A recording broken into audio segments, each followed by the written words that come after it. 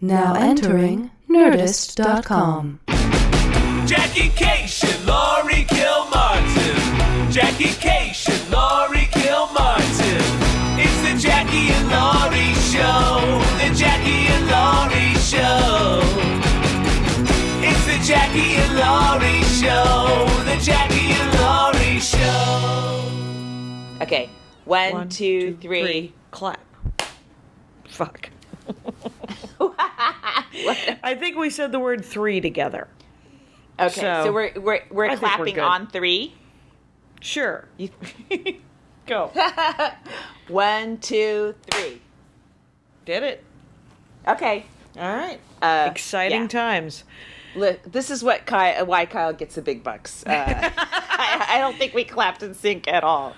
Right. Poor thing. Anyway. Hello, I'm in Buffalo, New York. Wow. What is that like?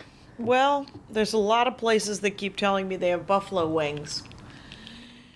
I don't know what... they don't just call them wings? You know what? They don't. They don't call them wings. It's been co-opted so badly that they call them buffalo wings. Weird. It is their sauce, though. And last night we did 2 shows. And cool. Prior to that, I was in Toronto doing Just for Laughs. Yeah. Which was, it's called JFL, you know. It's not called Just for Laughs. And then, who the hell did we meet with? What the hell was her name? Dang it. Her name's Sandra, Italian. Yeah. You ever notice we can't remember any Italian comic's last name? You were like, what did you call Sal Manicotti and then Jimmy Lasagna and... Well, I know Deb DiGiovanni. How about that? Yes. Yeah, but I feel like we only have room for Deb's last name. That's it. You know? It's so many syllables. It starts with a G. It's Sandra, and she's great. And she's going to be a Comic of the Week one day. But get this, what she's doing in Canada, you know, she's trying to get stand-up comedy declared as an art form. Because they get paid better. And there's... And right now, Yuck Yucks, which is down to like, I don't know, 10 or 11 clubs. They used to be full weeks, 16 clubs. These are numbers I'm making up. But not all of it, but... at least a Wednesday through Saturday, right? Yes. Okay. And they... have this rule that is still in effect, that if you want to work for them, you can't work for anyone else, and if you do any other work, you have to send them 10%. And, oh my God, that is not how I think of Canadians. That is some evil gangster bullshit. It is. The famous story she told me was there was a comic, this is probably a dozen years ago, who got a private for $5,000. And he did what he was supposed to do. He went to the club and he said, I got this private for $5,000. And when he got his check, he got $500. And when he confronted the owner, whose name I forget. Mark something, right? Yeah, Mark something. That's it. Yeah. He said... Italian last name, let's just assume. And but he said, oh, you think you're worth $5,000? Yeah. Whoa. How the fuck is that legal there? That's crazy. Right, because they're not unionized. The only people that have really taken control of their stand-up community are the Québécois. Is in Quebec, the state government, the provincial government funds stand-up comedy as an art form. And so she's got a petition. She's talked to her MP, which is her senator, and she's frickin' receiving some serious troll work, man. She is getting... my God. But Maria and I had a late dinner with her. She was awesome. Oh, and cheers to a late dinner. I'm for every possible dinner, multiple times a day. I had lobster poutine. It was genuinely mediocre. But I had it in Toronto at the hotel restaurant, so I'm sure it could be done correctly. What hotel did you guys stay at? A Hilton? It was another Hyatt, because the JFL I think has a deal with the Hyatt people. Gotcha. I have this new thing that DeAnne Gould actually encouraged me to do many years ago, but I've figured out how to make it my own, which is a way to tip at the desk. So I get a better room because I desperately want a bathtub on the road. It's the one thing. So what do? Do you handshake somebody with a 20 in your hand? No, or I think that's how other people do it. I've never been able to frickin' do that. So what I do is you got to do it when you check in. You can't before they pick the delay. room. You got to do it before they pick the room. And I literally, and it's the truth too, is I say, hey, I read a very powerful article about how people at the desk don't get tipped. And then I put the 20 on the table. No, what? Seriously? Yeah, or a 10 if I'm broke. And I go, here's me being part of the solution. That's amazing. And then you say, if there's a room with a bathtub, I'm that's exactly totally what open I do. Oh my God, that's genius. I'm like, I gotta do something here. I gotta get a room with a bathtub, otherwise I'm I like unclean. how your tip is backed in research. Like this isn't coming spontaneously from your heart. This is science. It's science. But the shows in Toronto were kind of amazing, and then because they were at the Winter Garden Theater. You had 2 shows in Toronto as well? Yeah, 2 shows in Toronto for JFL, and then I did the alt show, and then I did a live Dork Forest with Courtney Gilmore, who has also not been a Comic of the Week. Right. Okay. And then our list grows longer. Always. It turns out there are enough women. It turns out. and Ryan Hamilton. Oh wow. Ryan Hamilton's dorkdom. Yeah. Fabulous clothing. Okay. Like, I guess to me that doesn't seem dorky, but well, whatever you're obsessed with is the definition. And it's made to measure, which is a version but not bespoke. Not a bespoke suit, but a made-to-measure suit, which is, I guess, only $1,000 and not $8,000. Or only $8,000 and not $80,000, because I was too chicken to ask him how much it was. Maybe we should do that, because, you know what, if we were to get, because we're always trying to squeeze our bodies into things from TJ Maxx or whatever, maybe if we were to shell out some money and just get a couple nice things that were flattering. Yep. Don't wear them all the time, you know. No. Don't wear them to the Yoo-hoo room. Wear them to the main room at Flappers, right? Exactly. Yes. That is a valid thought. That is part of remember my old bit about how I need a team? Yeah. Because that's what Oprah does. She gets clothes bespoke. Made for her by professionals. Oh, sure. Marina Franklin, when the last time she was on Conan, she looked so good. I mean, head to toe. And she had hired a stylist to put her look together. And I don't know if the stylist did her whole wardrobe for stand-up. Like maybe that's an idea to just go. I need 6 looks that is Marina. That I think I had breakfast with Marina Franklin 3 days ago. Is she sort of a good-looking woman who looks much younger than she is? She's black and very pretty? Yes. Okay. Yes. Yeah. And because I'm doing part of the Conan tour. Are you? Yeah, I'm doing 4 dates. Yay! I'm doing Denver, San Francisco, Vancouver, and Seattle. So I'm West Coast, and I was thinking of. Oh, I will do this. Whatever money I'm making on it, I'm going to spend half of it trying to look really awesome. On the tour. Oh yeah. I don't want my own input in what I look like for those 4 dates. I also think I do not seek my own counsel.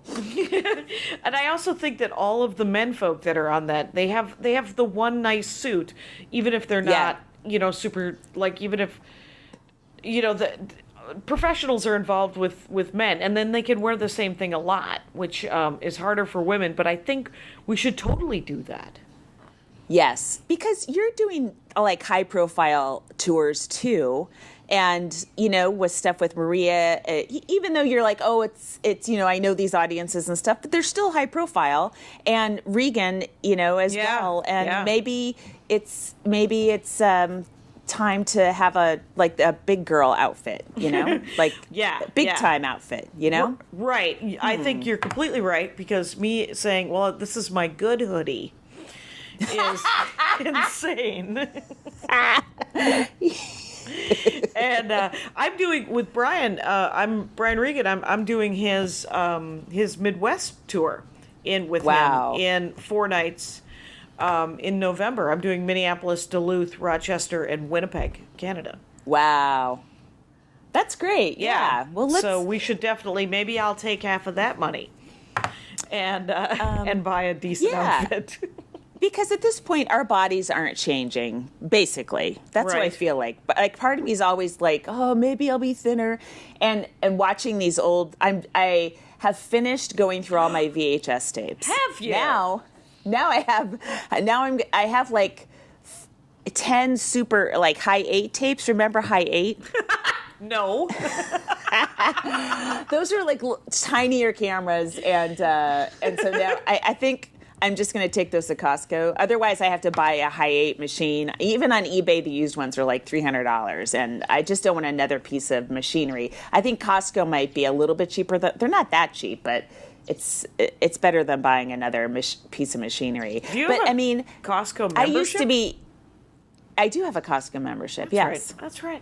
All right. Yeah, there's one by the way, there's one in Harlem. There's a Costco in Harlem? Yes. Oh, that's awesome. And there's also one in the Bronx, so I'm covered all over the place. Mm-hmm. But I used to be thinner. When I was starting. I mean, this is like pre-child and I don't know.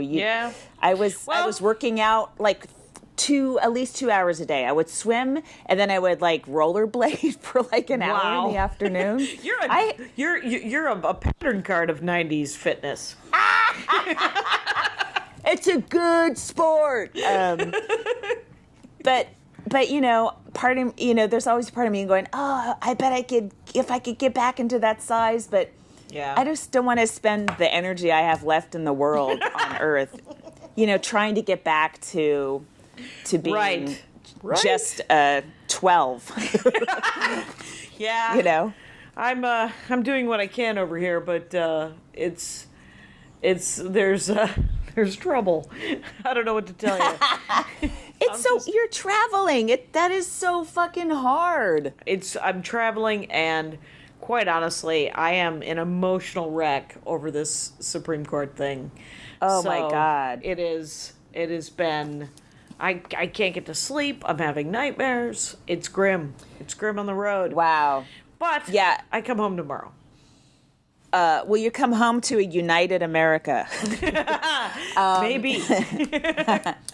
Did you guys fix it when I was in Canada? I was there 3 days. And,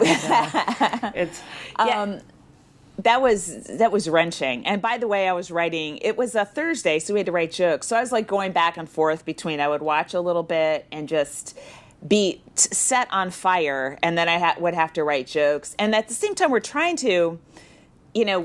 We ended up on that show on Thursday night. Yeah.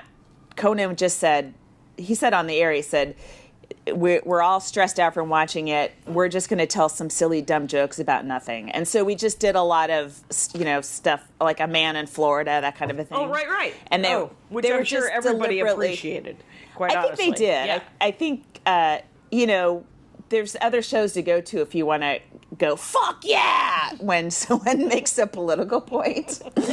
But so we sort of focused on that. But man, it was wrenching and just so disturbing. I've read so many good think pieces on it, and then the arguments that I had with my mom since then have been just horrific. Epic. She thinks that Christine Blasey Ford was confused. And so she starts to tell me what she thinks, which is what she's been told to think. And then I'm an asshole, by the way. I don't know why people think I'm a saint for letting my mother live with me. I'm a total asshole.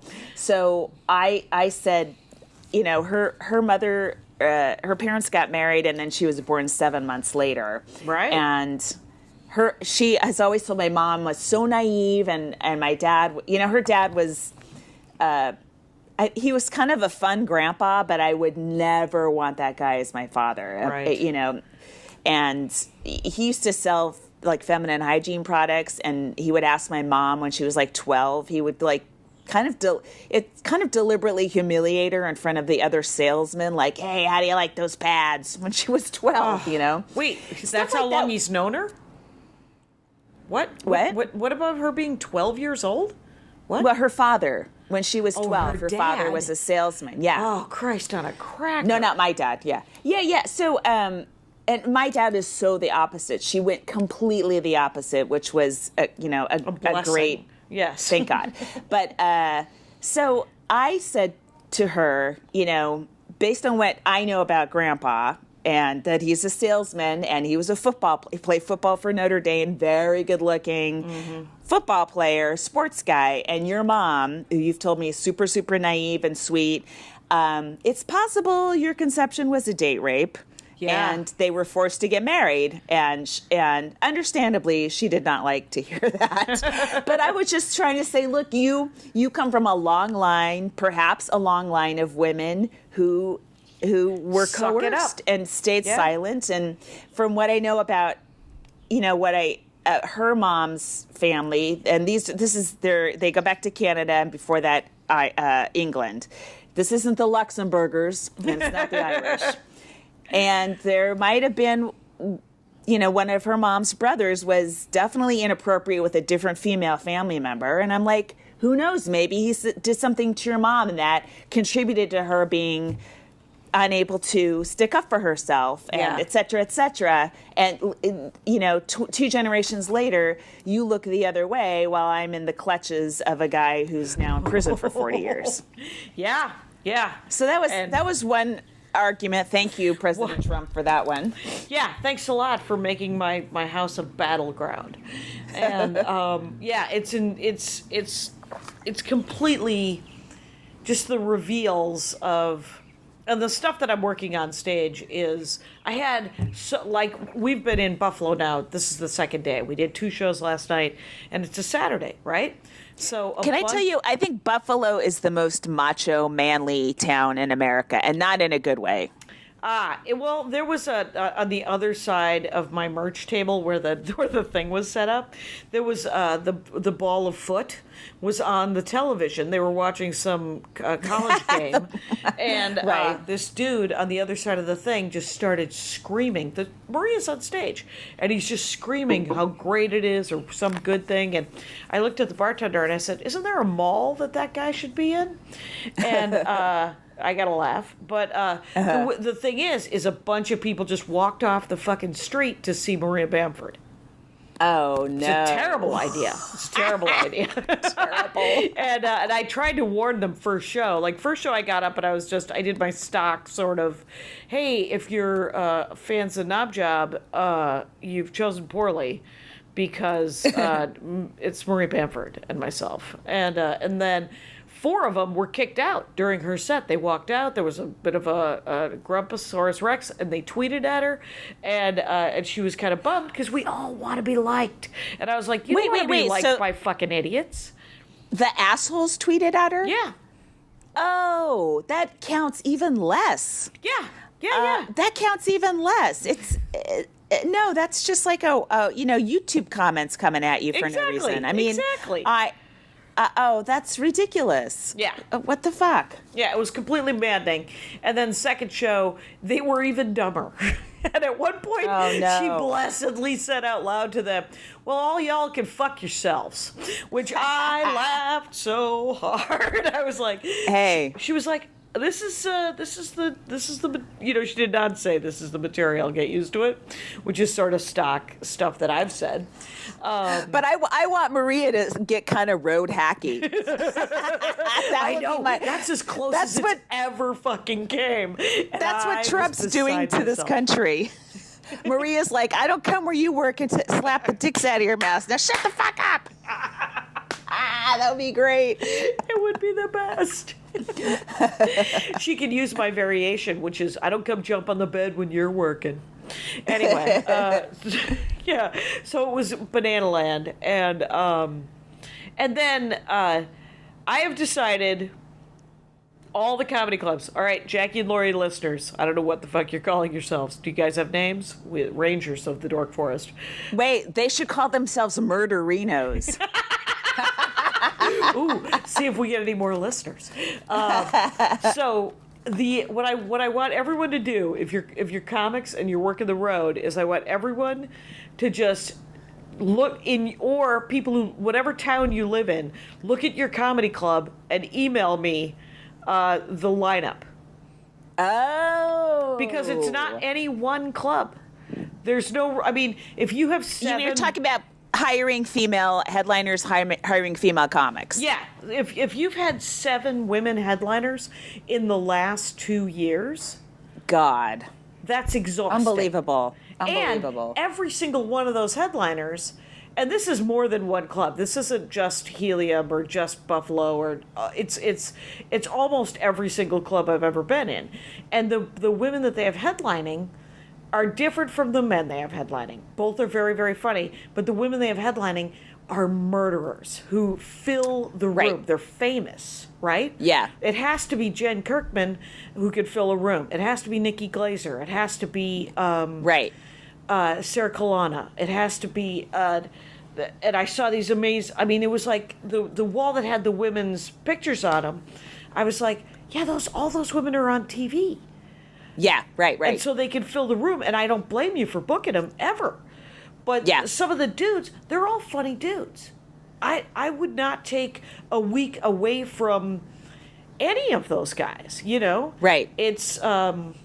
But they're like features with 45, basically. They don't have headlining credits.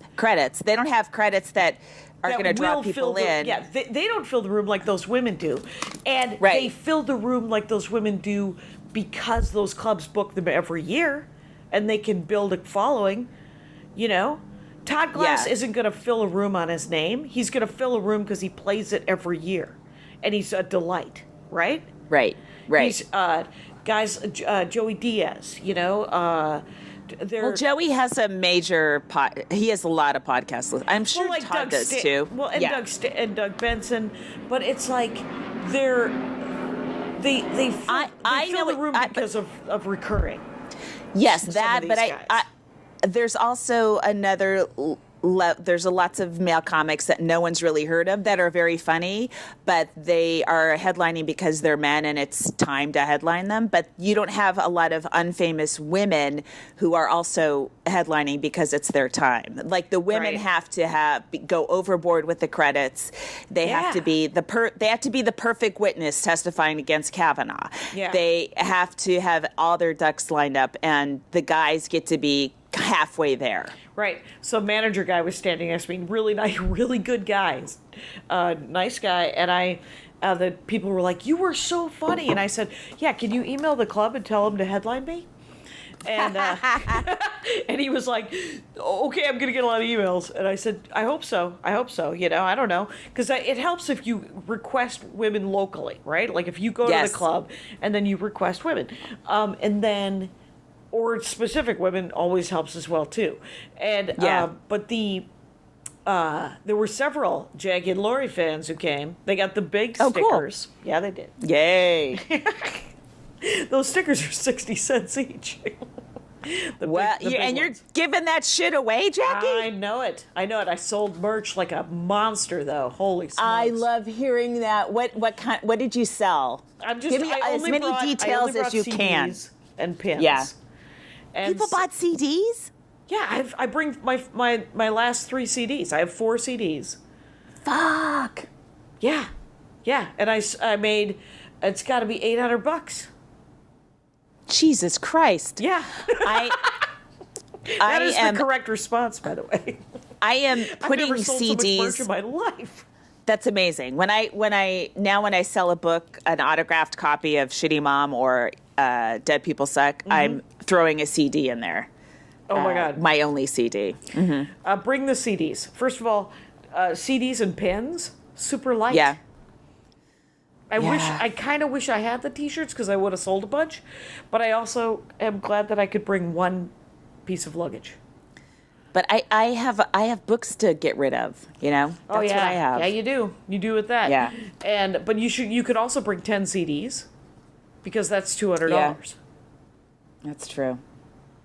And they don't take up any room. I was doing a little project for somebody that worked at I wish you were here so I could write this down. Worked at a major club for about 30 years.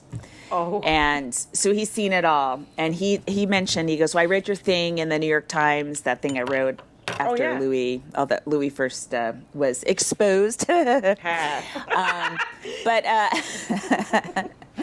But and he said, the thing about, I just want to make sure we're still on. We're on Skype, by the way, because we're not in cities near each other. And right, you're home, and I'm home in New York. So we just realized on like Friday that we didn't have an episode for tomorrow. Yeah. So and he said, you know what? The thing about women in the audience and not having women on stage, he goes, that blew my mind. Like, what? That blew your mind? Yeah. That's not common sense to you? Like, it's weird to me. The first thing I notice when I see clubs tweeting out their lineup that night or that week is the first thing I notice is if it's all men. Yeah. And the second thing I notice is if there's just one woman. I'm also noticing if it's all white people. Right. But how they don't notice that when they're putting it together is mind-blowing to me. And I get that because the Dork Forest last year, I think I told you this off, and I'm willing to just cop to it. It's last year I booked 54 people on the Dork Forest, and I think 34 of them were white men, straight white guys. Wow. And so this year I was like, oh my God. Because it's not anybody's fault except for mine, and the fact that white guys were raised to be squeaky wheels. Yes. They email and say, hey, I want to be on the Dork Forest, and then I say, okay, I'll put you on the list, and then 2 weeks later they go, hey, can I be on the Dork Forest? And women and people of color will do it once and then go, oh, I don't want to be a pest. So fucking email me if you want to be on the Dork Forest, Jackie@JackieCation.com. Well, the scheduling's the hardest, but yeah. So I've never booked before, but if you're just trying to pick really funny comics or whatever. Sometimes you have to do somebody a favor. Sometimes you can't get one person unless you book their kind of shitty opener or what. Right. Who knows? I don't know, but.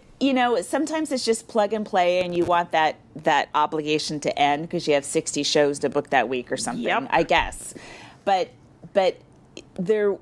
Stephen Colbert did a really cool interview, and maybe I've mentioned it here before, where they went out of their way to hire a female writer, and he said a lot of times we had to let people know we are looking for a woman, and that got more women submitting packets, because I think a lot of women are like, maybe, I don't know, it's that thing of, maybe I'm not good enough and all that, but that thing is stopping you, and you are good enough. I think it might be a thing of unless somebody's going out of their way to go, the show needs to have at least one African American and at least one woman.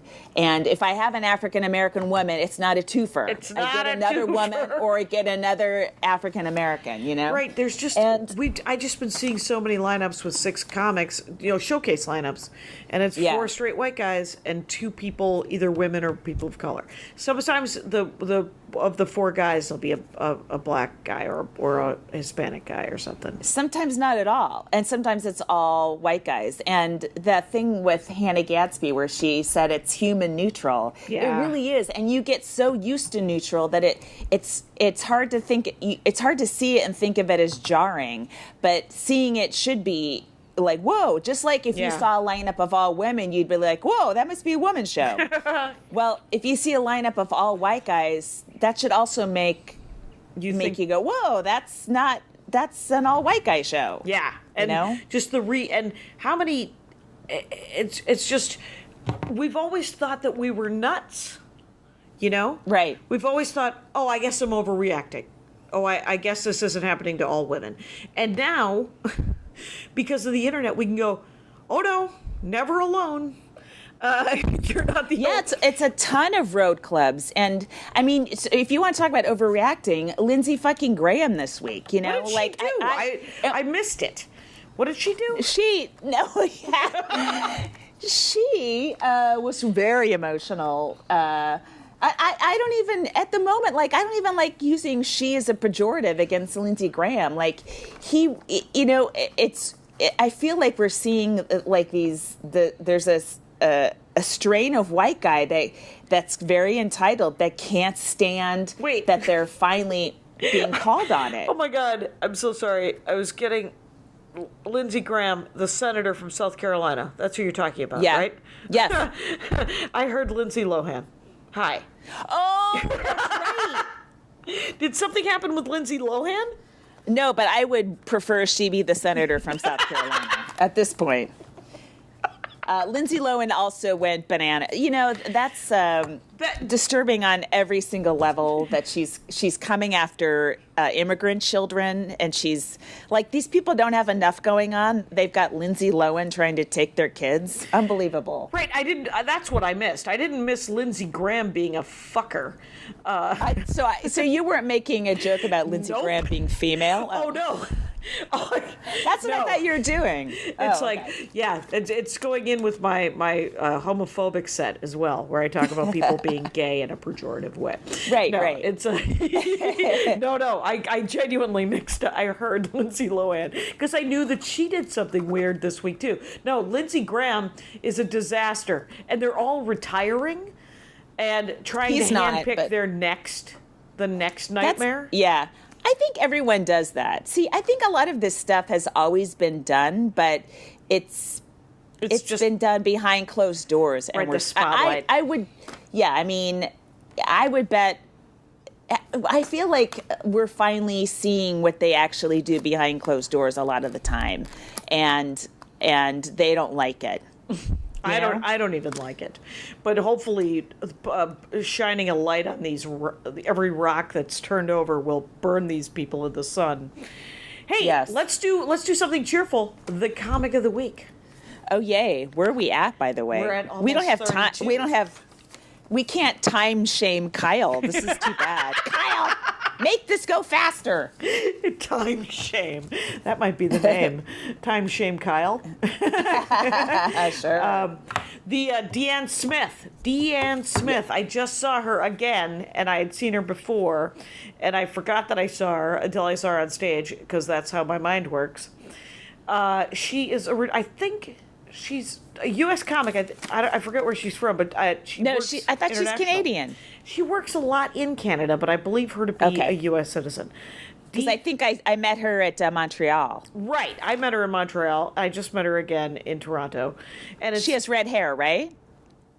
I don't know. Am I thinking of the right person? Maybe not. Oh, no, I'm not. No, but I know who you're talking about. She has short blonde hair. Yes. Yeah, she's gay. She's super funny. DEANNE_Smith is her Twitter feed. Yes. And she has done like Edinburgh. She does a lot of international stuff. And she was hilarious.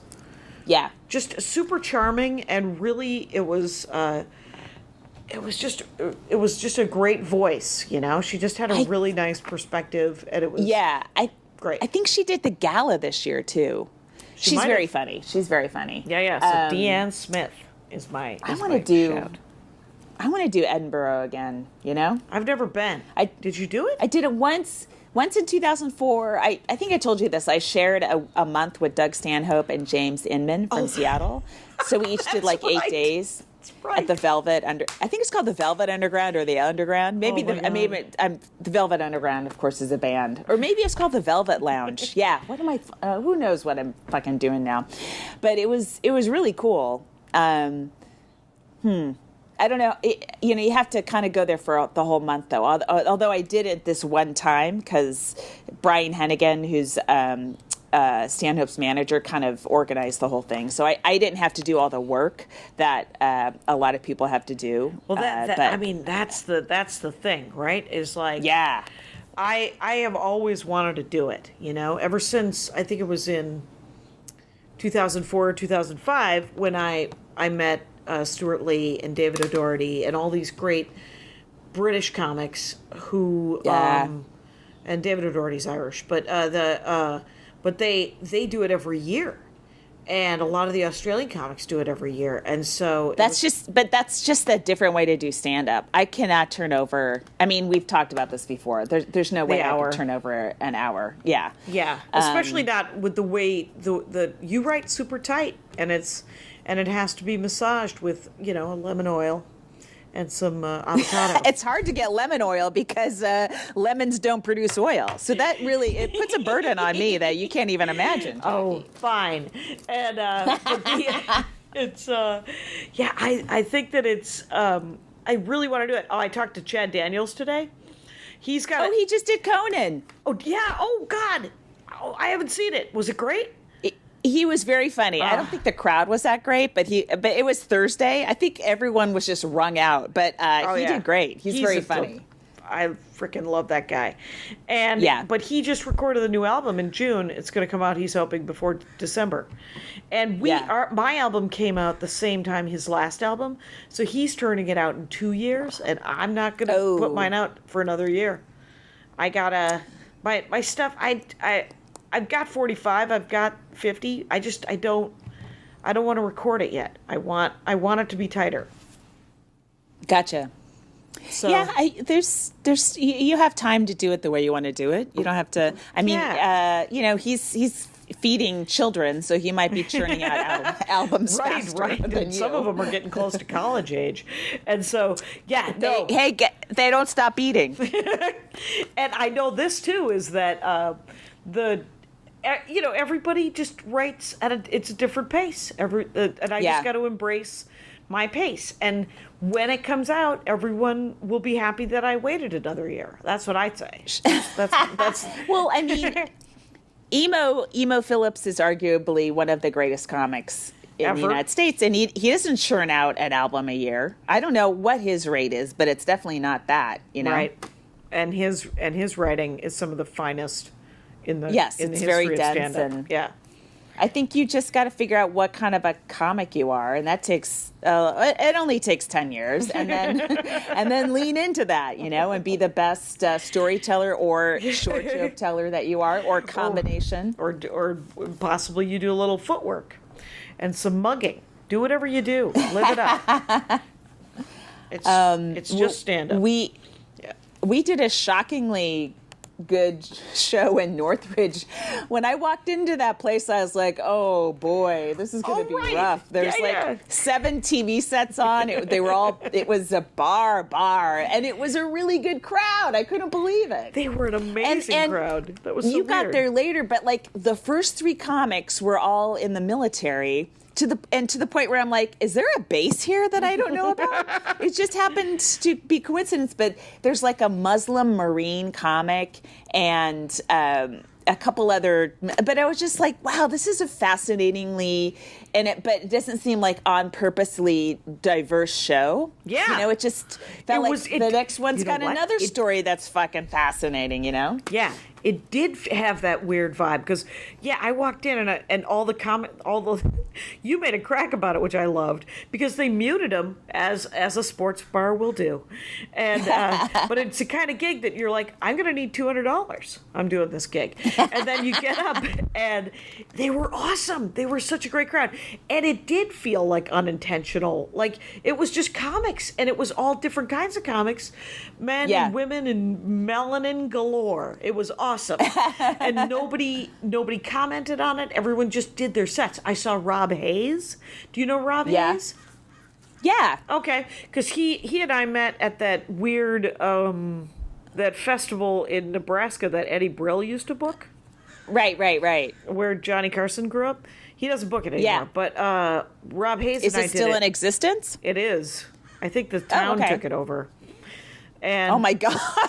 It's never good when a town takes over your gig. They sound like angry villagers that want to book comedy. You know, it was always weird. The Aspen Comedy Festival got taken over by the town. Eventually. Remember that? It was HBO, and then it was, I think either Levity or somebody else was doing it for a while. Yeah, somebody else took it over, and then it just went away. Well, no, the town still books it. But it's only they don't one do a weekend. good job because I've never heard of it When since you've never been booked. 2006. Well, every time I have too. How dare you? have you? But you haven't done it when the town was there, right? When it was a town thing. I only did it. I never did it when the Muckety Mucks booked it.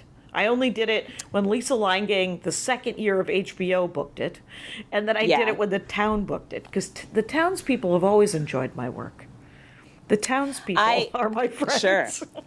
I did it the year I had just gotten a job writing for Craig Ferguson. Oh yeah, because Tough Crowd had just gone off the air, and so I got asked. This was a year where I thought I was headed towards stardom. Right? It's like 2005. Tough Crowd's done, but I got this job, and I was up for an HBO half hour, and I was doing Aspen. Aspen's where I lost the HBO half hour on a Tuesday night late show in front of fucking sorority bitches. I'm not resentful, and I'm happy the way my life turned out. But how did you? Yeah.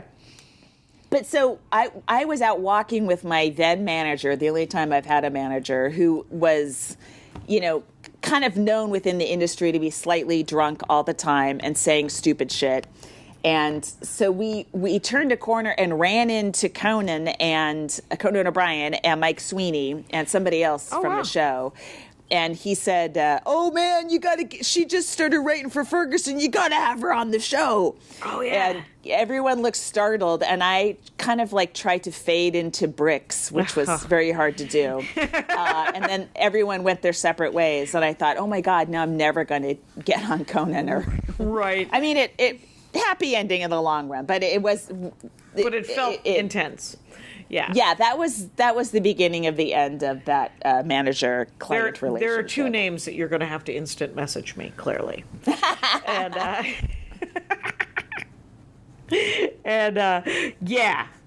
So what, you went from Tough Crowd to Ferguson to Conan? Is that what your writing career? Is that No. Tough Crowd, Ferguson. Then this was a real genius move. I quit Ferguson, a guild show.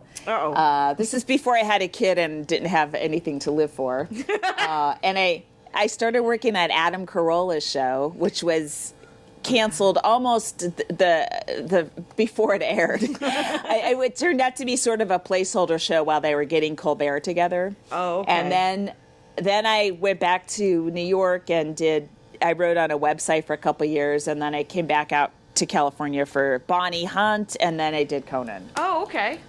Well, that's fascinating. Oh. Now I know a little bit more about your career. I'm exhausted. Who fucking knows? Oh my God. But I'm so excited. The tour is December. My dates are December 11th through 15th. Oh, that's great. That's Denver, San Francisco, Vancouver, and Seattle? Yes. That's awesome. In the middle of December or early, right before the middle. And I can't wait, Jackie. I'm so fucking sick of hearing about your diamond status and your hand-slivered almonds by the flight attendants in front of you. I know I'm going to fly on some fucking sick plane, and I'm going to tell you all about it. Please do. Let there be a lying down. Yes. Hey, we just to San Francisco. It's like an hour flight from LA, but I want to be able to lie down on that flight. I just realized, we realized last week that we don't have our vaccinations to go to Cambodia. We need hepatitis and typhoid or whatever. Yeah. And so I'm going this next week and getting a bunch of shots. And then they're like, do you want malaria pills? You could take malaria pills. And so I called my friend who's been to Southeast Asia, and she's like, you don't need malaria pills. What are we, camping? And so we are not camping. And I suppose... Wow. You guys are chancing everything. Well, Andy is not chancing everything. Andy's like, no, get a flu shot and get the malaria pills. And I was like, well, what if the flu shot gives me the flu? That's what I have always thought about the flu shot. I can't afford to get the flu. I got them for the... I had never got a flu shot till last year, and I didn't get the flu. You didn't get the flu? All safe. Yeah. All right. I mean, it's not going to prevent you from getting the flu, but it might. If you get it, you'll have a less severe flu, which is kind of what you want. You don't want it. You just don't want the flu to kill you.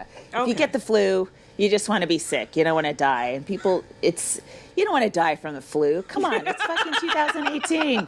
You want to die from being shot by a mass murderer. Come on, right? Man. I want there to be some sort of magazines.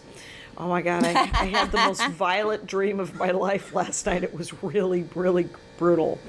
Were you killing men nonstop? Yeah, I was the murderer. I tweeted a very funny thing that almost nobody got, which was you should never introduce a gun into the plot of Jackie-cation. And then I signed a check off because it's a literary reference, and I needed. Sure. I would like some more accolades for that. Is what I'd like. But I've been working on a bunch of new stuff with Maria again, which is kind of maddening. But I have headline stuff coming, so I can put it all together, and it's going to be great. And there was I said something on stage in Toronto where I was just like, I'm sick of being excited. I would like to. It's an exciting time to be alive. I'm sick of being excited. Anyone else sick of? And that was Thursday night, and like literally 3 women in the front row just all immediately raised their hands. What do you mean excited? Like I'm sick of the anxiety of excitement. Yes. Yes. Oh, I see. Right. Consistently being excited by what's going to happen next. I don't want to live in what's going to happen next. I want to live in, guess what's going to happen next? The same fucking thing that happened yesterday, where I just went to work and I got to write jokes about dogs. That'd be great. There's so much there that I don't want to go into. Yeah, fair enough. We have to start our geopolitical talk show one day. But I'm still suffering from my lost notebook. I got it. I got a new notebook, and it's the same fucking color as the second to last notebook. So now I'm carrying 2 green notebooks in my back and my purse as I transition over. Yep. And that's not how I normally do things. Trump's fucking ruined everything. He's ruined everything. I do 1 color a year. For some reason, I bought green again, and I And you're doing the transfer. You're doing the transfer again. Yeah, but I think I had some stuff written in that one where, when I was looking at this notebook, the last gigs I was referencing were Cincinnati, which is like middle of August. Oof. So it's about a month's worth of probably just set lists, Yeah. But I'm like, it's hard. I keep feeling like I'm going to stumble across it, and I don't want to invest too much in this new green one when I'm going to find my blue and white striped one. But there's like a mourning period where you just go, it's gone. Yeah. And I have to start over with this new one, and, Stages of grief, man. You got to... It's hard, though, because you're like, well, what if someone does find it, and then I'll have 2 notebooks starting? Right. That is very disorienting. The fact that there's 2 starter notebooks for September out there in the world. You can't. I sympathize. It's funny because I was asking Maria if I could have a piece of paper out of her notebook because she just uses just drugstore notebooks, and and she goes, yeah, I have like 3 going, and I was like, What? I know it. Wow. We're different people. So I have like 3 garbage bags full of or paper bags full of VHS tapes. Yeah. And what I realized like 2/3 of the way in is that some of the sound wasn't syncing properly. And so sometimes there's 3 sets on one VHS tape and I would have to pop it out. If to get the second set, the sound correct, I'd have to pop the tape out, push it back in and start kind of set the VCR over, I guess, to 0. Okay. And then it would sync up. I guess the tapes are so old that after 90 minutes of play, the sound is going to be a couple seconds behind the tape. Yeah. So I didn't realize that. I wasn't checking each MOV file after I saved it. Yeah. So I just checked all, 100 of them, and there's like 6 of them where I have to go find the VHS tape and redo it. Oof. And so I just have to sort through piles of shit today. Yeah. But then I'll be done with this VHS project, which I've been planning since 2012. And I can't believe you're then doing I started it. writing shitty mom, and my dad died, and then all these other things got in the way of that. It's nice to have this being almost this part of it done. I mean, I think there's a lot of stuff I want to do with it that'll be pretty time consuming, but maybe that's a project I can, just settle in the margins of my life. Right. And I can't believe you did it. It's so great that you. I want to have a section, make a little tape called Closers, where I just grab because the closing bit is always something physical. I've noticed, at least for the first 20 years, it's all. Wait, are you jumping up and down or something, or wiggling a lot or something? No, there's always, there's movement. There's one where I closed on this for a way too long. Was one of them was I pretend to be a penis that's trying to talk its way out of having a condom put on it. Very physical, Jackie. And there's another closer where I wear a minimizer bra and it's pushing my bras into my armpits. So I stick my arms out like a scarecrow. And so I get to the end of the tape, I'm like, oh, I'm still fucking closing on that? Because my arms, for 5 years, at the end of every set, my arms are out. Oh my God, it's ridiculous. Please put those on the Patreon.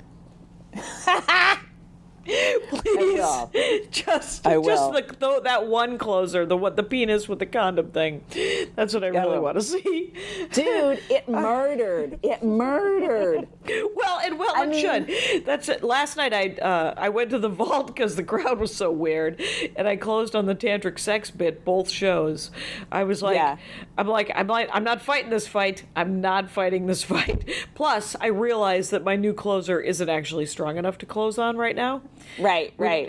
So I need to do it. So, and people love the tantric sex bit. You got to get the job done. Yes. Sometimes you're up on stage and you're like, I'm getting paid for this. I have a job to do. Yeah. So I'm bringing out the big guns. Is this artistically satisfying? No, but the first 5 minutes were, and maybe that's all I get out of this set. And now I just prove that I'm funny, or women are funny, or whatever the fuck I'm trying to do right now, so I can get out of here with a check.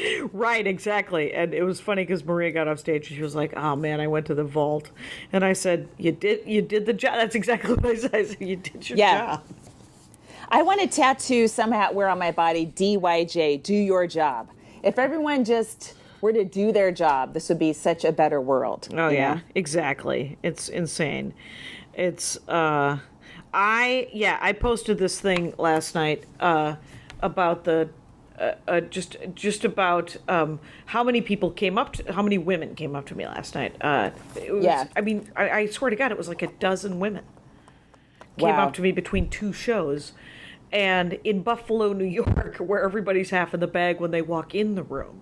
So, but, varying degrees of sobriety, just coming up and go, thank you so much for talking about anything real. And you just made me feel better.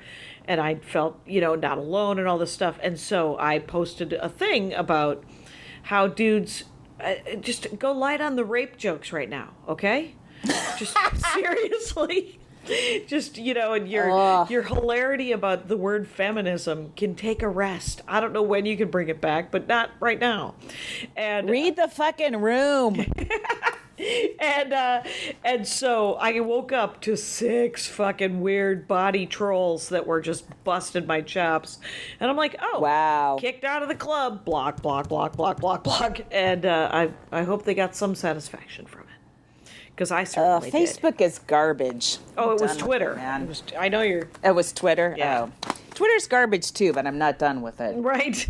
And I deleted both of them off of my phone and am using Safari, which means it takes an extra couple of minutes to get logged in. And right, so it slows my roll, I'm not doing it quite so much. Plus, I downloaded the new iOS, the new operating system, and there's a new thing that's called screen time, and I saw it. Oh, fuck you, Apple. Disturbing. And yet, disturbing. I think I may use it because I found it and it said, yeah, you've been on the internet for 6.5 hours today. And I was like, can you imagine what you could have gotten done if you used that time for anything else? Absolutely, you know? anything. Absolutely. But I mean, part of it, like I feel like I engage in intellectual discourse with a lot of people that I like to hear from on the internet, you know, that people that I'm not going to have conversations with or ever meet actually in real life. Like I seek out certain opinions and try to learn from them and stuff. So it's not all shit, right? You know, but, hey, did I tell you about my sister went to this this convention in Austin, Texas it's in Austin, I think, of journalists. It was her birthday this week. And your sister Darla? Yeah. Wow. She, just for her, as a birthday gift to herself, she went to this convention where she gets to watch journalists on panels.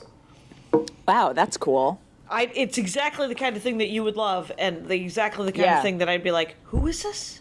Like, literally, she texted me yesterday, and she said, do you know Mike Pesca? I do. Of course you do. He has a podcast called The Gist on Slate. I've done it. Oh, have you? I said, I don't think his name sounded familiar. She was like, Slate The Gist, and he's hilarious. And she just saw him on a panel, and she's posting all these pictures of these panels, these grainy, just, like people do at Comic-Con. She's like, I got to see this nerd. I'm like, you're awesome. But I saw some female journalists posting about being at that place, and I listened to. Terry Gross was interviewing Anne Applebaum, who's a journalist who lives in Poland, and I didn't want to listen to it because it just sounded like a real downer, and my instincts were right, because she's talking about creeping authoritarianism in Poland and then showing how it's sort of happening here, about how Trumpism is taking over the Republican Party. And, like, I don't want Michael Avenatti taking over the Democratic Party. This is a terrible discussion to start with 4 minutes in. Yeah. But it was a good discussion about that kind of mindset. And for some reason, it's taken hold. So find it if you want to listen to that stuff. But she's written an article in The Atlantic about it, too, if you want to really be... A very powerful article. I haven't read the article. Part of me is like, I just want to be optimistic and American and think that the midterms are going to flip this switch off, and that maybe Murkowski and Collins and Flake will flip this switch off and not, even if this guy is slightly so-called innocent of this attack, which I don't think he is at all. I think he did it. He was so partisan and angry. Somebody said this morning on the radio, like, you can't unring that bell. There's no way you're going to feel like maybe Alito and the other conservatives, Roberts, are also as partisan as angry, but I've never seen it. Yeah. At least it looks like they consider things before they go, nah, right wing. This guy, it doesn't look like he's ever going to consider that. You would never feel like if you were a victim of sexual assault or if you were a Democrat going to the Supreme Court for, say, a voting count in Florida, that you would ever get a fair shake from this guy. No. So, yeah, I think he's unemployable anyway in almost every instance. Just because that's a terrible job interview that he went through right there. Yes. Unbelievable. I tweeted that. I wish, I think would be sort of an interesting sketch if someone could do it, is to have a black female read his, perform his transcript exactly as he did, and just... And have the white male senators reacting as they would to a black female, showing that kind of anger and that kind of emotion, versus how they reacted to him. Yeah. Because we let a Yale grad get away with that kind of shit because he's that quote, oh, he's so perfect on paper. Perfect to who? Yeah. Not to me. Perfect to who? To human neutral, yes. It's a human neutral. Yeah, Hannah Gadsby, bringing it. So here's the good news: is we only have like a minute left. Oh, Are you God. doing sets this week? Yes, I am. I'm mostly in Los Angeles. Me too. I will be at the Improv on Saturday night at the Improv Lab at 7 o'clock. And then I'll be doing Tammy's show at the Comedy Store I'll be up. It's an 8 p.m. An 8 p.m. show, so I'll be up a little bit later because I'll be coming over from the lab. So my Saturday's pretty exciting, and then I've got spots around town on the other nights. Yeah, I'm doing I think it's Wednesday and Thursday. I've got I'm doing Venice, and I'm doing the comic book store in Santa Monica, and then I'm doing the Ice House on Saturday. Oh, hey, cool. Yeah, super fun. And maybe I'll pick something else up if I get back tomorrow. So I thought I have a bunch of podcasts I got to record too. So, but whatevs. This has been this worked better than I thought it would. I hope so. It's cut to us giving the files to Kyle when we can't hear anything. Yeah, he's the one who has to connect them and make them sync.